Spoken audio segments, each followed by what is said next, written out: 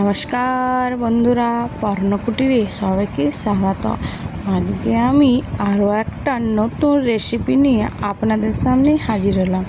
এই যে দেখছেন, এখানে একটা আমি বড় দেখে ব্রেড নিয়েছি, মানে পাউরুটি। তো এইরকম পাউরুটি আশা করি সবার বাড়িতেই আছে। তো এরকম একটা পাউরুটি দিয়ে আমি আজকে বানাবো ব্রেড চপ।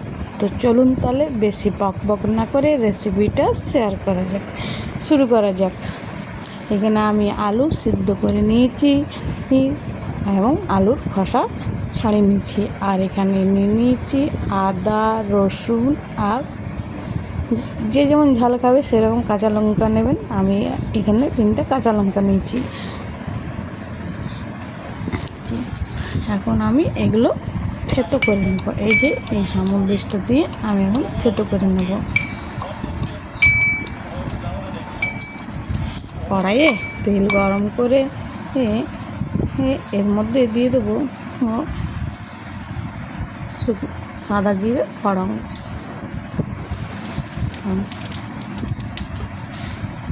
এই ব্রেড চপ আপনি টিফিনেও দিতে পারেন, সন্ধ্যার সময় হালকা খিদা লাগলে স্ন্যাক্স হিসাবেও খেতে পারেন।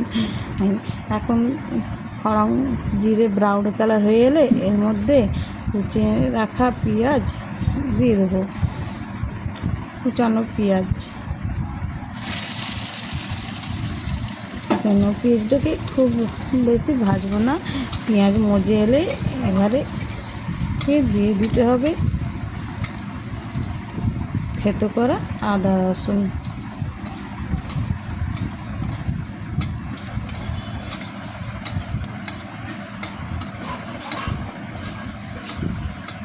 এখানে আমি দিয়ে দিচ্ছি থেতো করা আদা রসুন।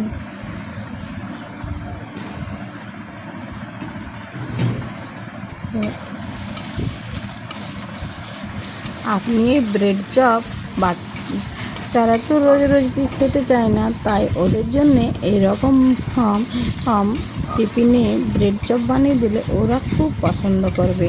আমার বাড়িতেও ছোট বাচ্চা আছে, আমি ওকে মাঝে মধ্যে এরকম টিফিন বানিয়ে দিই। আর এখানে নিয়েছি একটু সামান্য জিরে গুঁড়ো আর কাশ্মীরি লঙ্কা গুঁড়া, হলুদ আর স্বাদ মতো নুন। বাস, এখন ওগুলো আমি আমার আদা রসুন কাঁচা লঙ্কা কাঁচা গন্ধ চলে গেছে। এবারে মশলা দিয়ে কষাবো। এই যে আমি এখন এখানে মশলা ডিশে তলায় লেগে পুড়ে না যায় ওই জন্যে জল দিয়ে দেবো। মশলা কষানো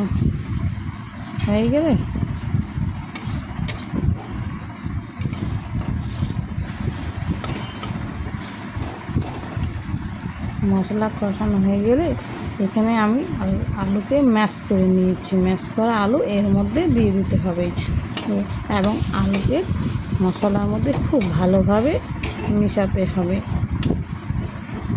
এখনও কিন্তু আমি গ্যাসের ওভেন অন রেখেছি।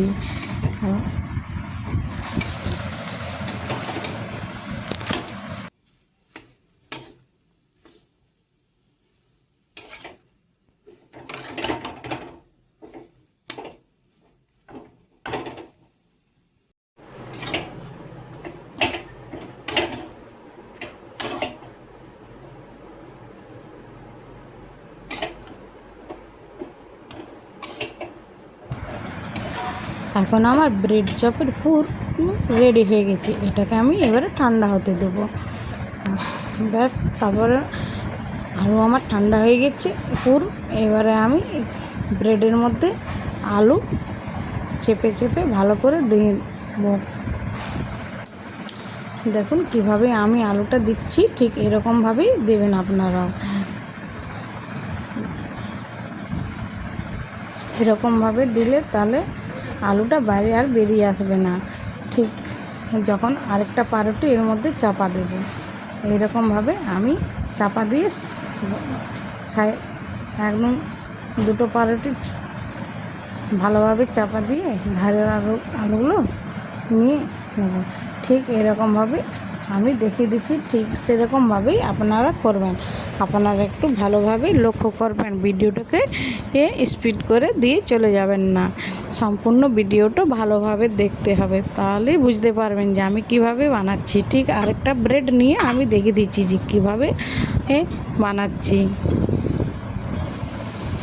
ঠিক এইরকমভাবে আপনারাও বাড়িতে বানিয়ে নিতে পারবেন। সন্ধ্যার জলখাবার, এই যখন হালকা খিদে লাগবে, বাচ্চারা খেতে চাইবে, বাইরে থেকে তেলে ভাজা কিনে না খেয়ে বাড়িতে এরকম হালকা স্ন্যাক্স বানিয়ে দিতেই পারেন। এরকমভাবে বা বাচ্চাদের টিফিনে দিলেন, বা অতিথি বাড়িতে এলে এরকম হালকা স্ন্যাক্স দিতেই পারেন। এরকমভাবে আমি সমস্ত ব্রেডগুলো আলুর মধ্যে রেখে নেব। এখন এখানে আমি একটা ছুরি দিয়ে বেশ মাঝ বরাবর কেটে নেব।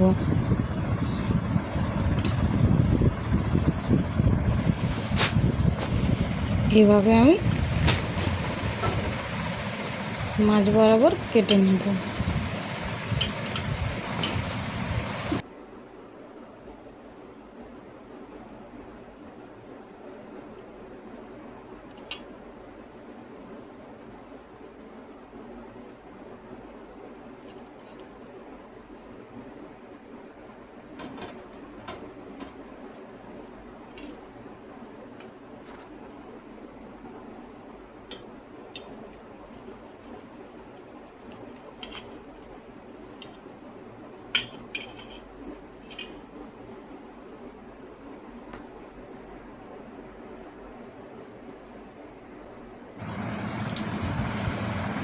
ঠিক এইভাবে আমি সমস্ত ব্রেড কেটে নিয়েছি পুরো ভরে।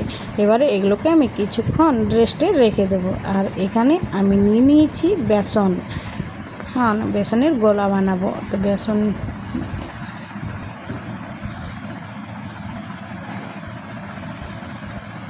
এবারে বেসনের মধ্যে দিয়ে দেবো স্বাদ মতো নুন,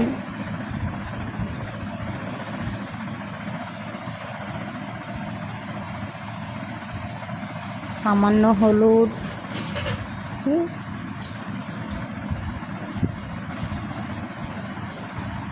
তারপরে জল দিয়ে বেসনের একটা বাটার বানিয়ে নেব। ঠিক এরকমভাবে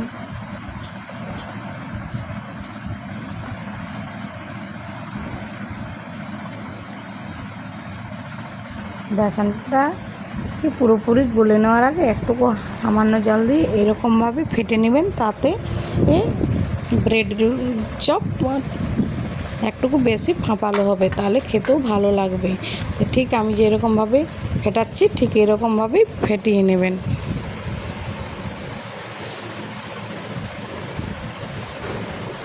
দেখতে পাচ্ছেন আমি ব্যাটারটা কীরকমভাবে তৈরি করেছি, ঠিক এরকমভাবে ব্যাটারটাও আপনারা তৈরি করে নেবেন।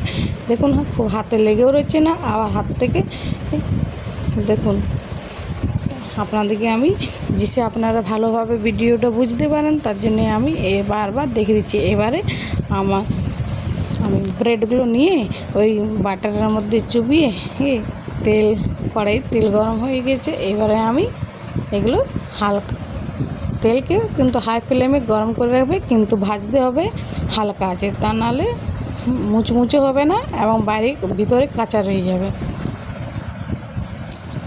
এবারে বেশ ভালোভাবে উল্টিয়ে পাল্টিয়ে আমি এখন ভেজে নেব। এরকমভাবে উপর থেকে একটু তেল দিয়ে দেবেন, তাহলে ছিটিয়ে তাহলে খুব ভালো হয়।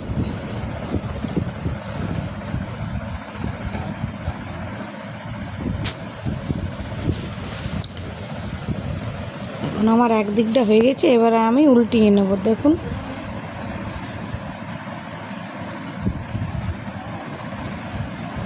ব্রেড চপ আমার ভাজা হয়ে গেছে, এবারে আমি তুলে নেব।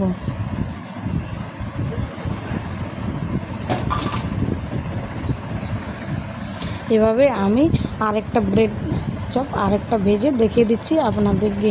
এরকমভাবে আমি সমস্ত ব্রেড চপগুলো একে একে ছেঁকে নেব, তারপরে ফিরে আসছি আপনাদের সামনে।